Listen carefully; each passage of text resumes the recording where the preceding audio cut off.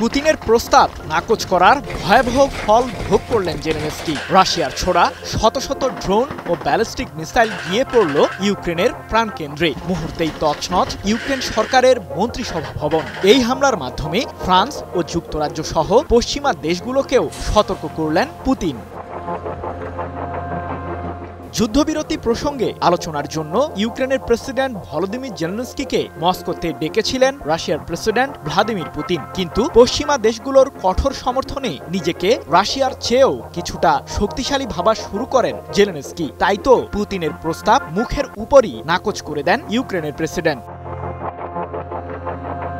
তবে রাশিয়া যে একাই সব অপশক্তির বিরুদ্ধে লড়তে সক্ষম সেটার ধারণা হয়তো খুব একটা ভালো ছিল না জেলেনস্কির। কিন্তু জেলেনস্কিকে নিরাশ করেননি পুতিন। ৮ শতাধিক ড্রোন, ১৩টি ব্যালিস্টিক ও ক্রুজ মিসাইল দিয়ে কিয়েভের মন্ত্রিসভা ভবনে আচমকা আক্রমণ করল রাশিয়ার সামরিক বাহিনী। ইউক্রেনের সরকারের উচ্চ পর্যায়ের কোনো কার্যালয় ভবনে এটি রাশিয়ার প্রথম হামলা। এক প্রতিবেদনে বিষয়টি নিশ্চিত করেছে মার্কিন সম্প্রচার মাধ্যম সিএনএন।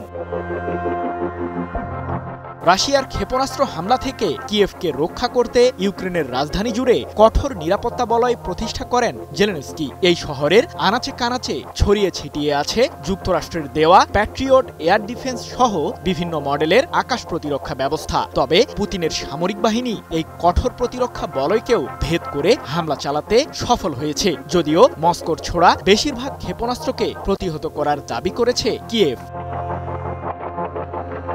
এর আগে গত মাসে মার্কিন প্রেসিডেন্ট ডোনাল্ড ট্রাম্পের সাথে ইউক্রেন ইস্যুতে সরাসরি আলোচনায় বসেন পুতিন। তবে শান্তি চুক্তি প্রসঙ্গে কোনো অগ্রগতি না হলেও ভবিষ্যতে জেলেনস্কি ও পুতিনের সরাসরি সংলাপ আয়োজনের প্রতিশ্রুতিও দেন ট্রাম্প। তার ঠিক কয়েকদিন পরই ইউক্রেনের প্রেসিডেন্টকে মস্কোতে আসার আমন্ত্রণ জানান পুতিন।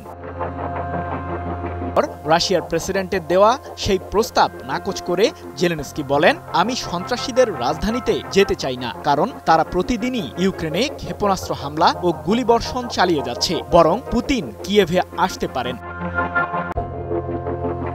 এদিকে ইউক্রেনের সীমান্তে পশ্চিমা ২৬টি দেশের সেনা মোতায়েনের ঘোষণা দিয়েছেন ফ্রান্সের প্রেসিডেন্ট ইমানুয়েল ম্যাক্রো। তবে এটি রাশিয়ার সাথে যুদ্ধবিরতির একদিন পর থেকেই কার্যকর হবে। ওই ২৬ দেশের সেনারা শুধুমাত্র ইউক্রেনের নিরাপত্তায় নিয়োজিত থাকবেন। তারা সম্মুখ যুদ্ধে অংশ নেবেন না বলেও জানিয়েছেন ম্যাক্রো।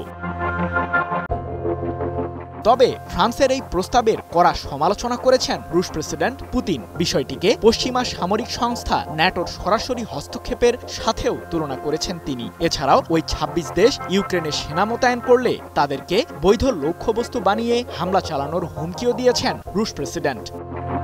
সৃজন মাহমুদ, নিউজ 24।